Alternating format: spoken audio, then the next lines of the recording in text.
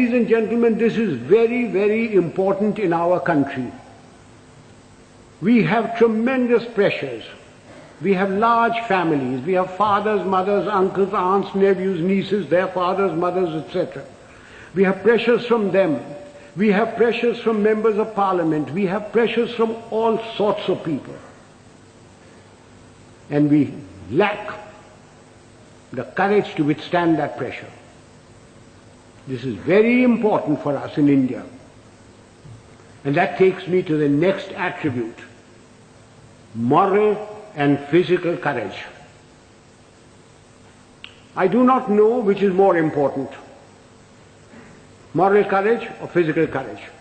Were I talking to a lot of soldiers, I would lay emphasis on physical courage. But since I'm only talking to a handful of soldiers, and mostly civilians, I will lay emphasis on moral courage. What is moral courage? Moral courage is the ability to distinguish right from wrong.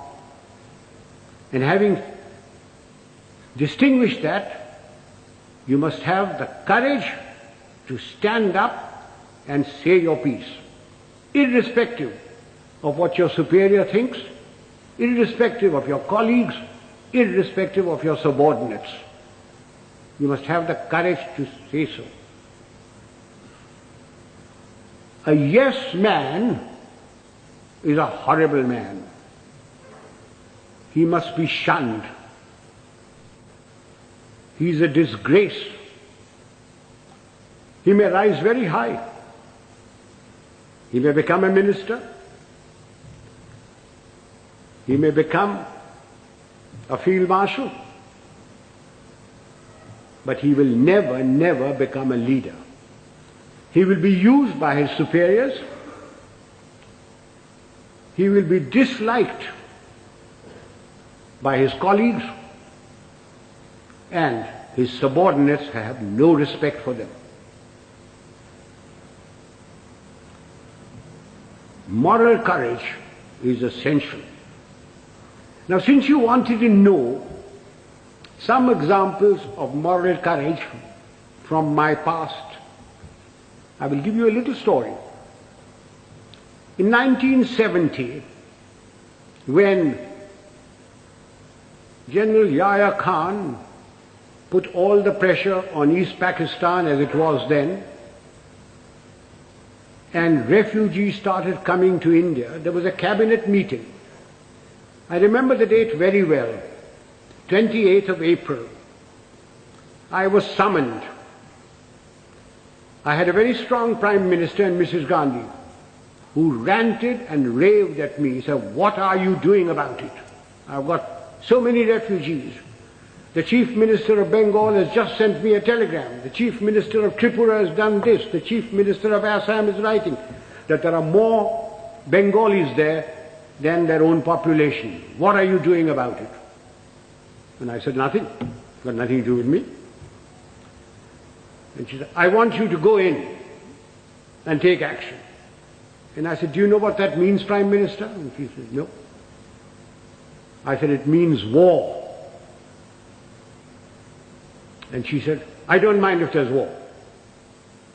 So I said, "May I please quote from the Bible, the first book, the first chapter, the first verse? God said, 'Let there be light,' and there was light. And you say, 'Let there be war,' there be war. Are you ready?" I'm not ready. I'm not prepared. It is not the right time to go in.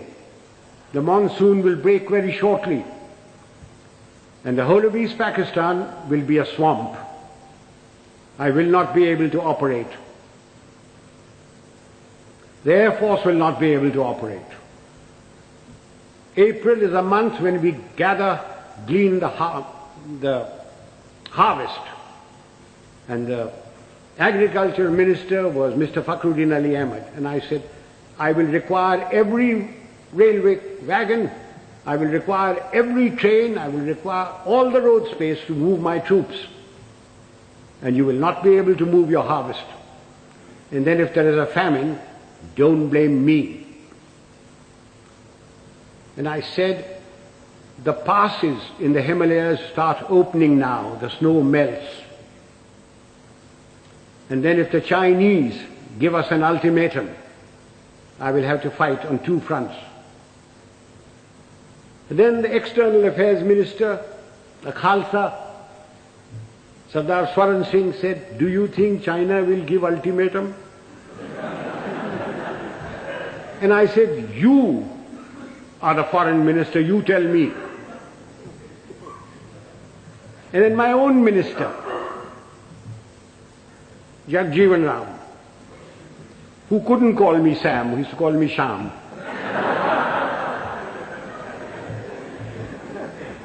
He said, Sham, maan jao na. I said, you can manne ki baat hai? I'm telling you what the facts are. And I said, if you want me to do this, Prime Minister, I guarantee you 100% defeat. Now, Prime Minister, give me your orders. And there was dead silence. And she turned round and said, the cabinet will meet at 4 o'clock.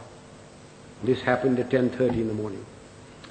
So, as the cabinet ministers walked out, I being the junior most man there, was the last to go, she said, Chief, will you stay behind? So I shut the door and I said, Prime Minister, before you speak, do you wish me to send in my resignation on grounds of health, mental or physical? I said, oh, sit down. He said, everything you told me correct? I said, it's my job to fight. It's my job to tell you. If your father in 1962 had me as his commander-in-chief, the country would not have been disgraced. The army would not have been beaten. But the army chief did not have moral courage of turning round and telling him he wasn't ready. So she said, all right, you know what I want? And I said, yes, I know what you want. And I must be allowed to do it my own way. And she said, all right, you know what I want. So ladies and gentlemen, there's a very thin line between becoming a field marshal and being dismissed. I just gave you an illustration of moral courage. Of course, I didn't worry very much because my wife had money. If I'd gone, she would have looked after. She would have looked after me. So much for moral courage. Now I come to physical courage. Fear is a natural phenomenon like hunger and sex. Anyone who says he is not frightened is a liar, except perhaps the Gorkha. Everyone is frightened. It is one thing to be frightened and quite another to show fear. It's when your knees are knocking and your teeth are chattering and you're about to make your own geography. That's when the real leader comes out. If once you show fear in front of men that you may be commanding, it doesn't matter whether they're soldiers, they're clerks, they're labor, there are students, once you show fear, you should quit. Now again, General D'Souza said, I must give some examples from my own life. This was in Burma in 1942.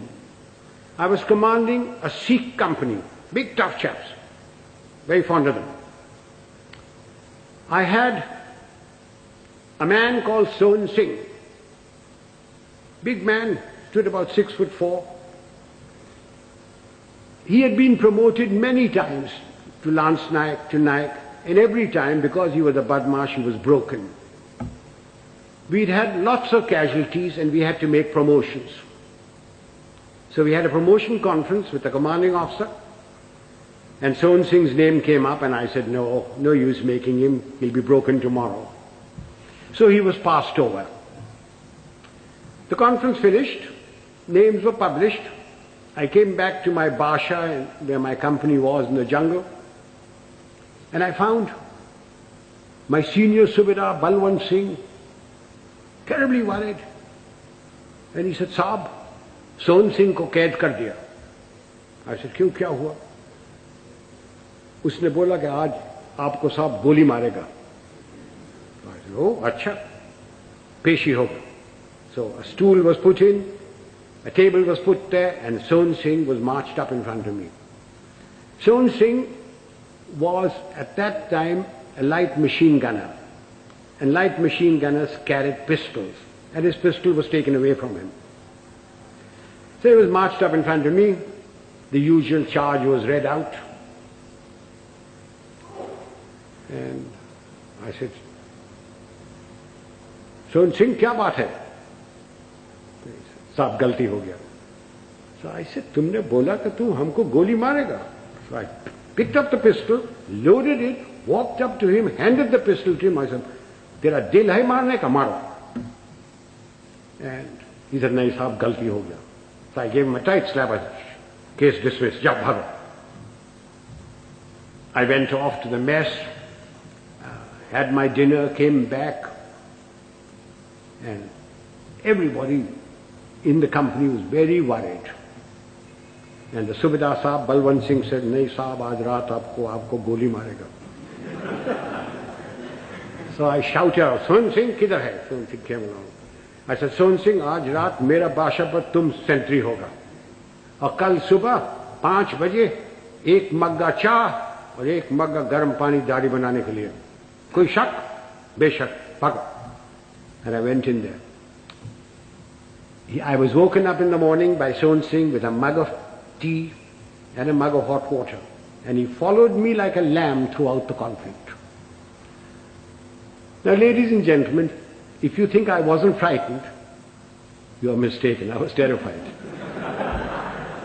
But if I hadn't done that,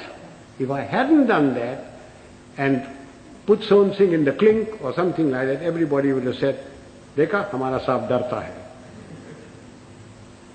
Just an example of this.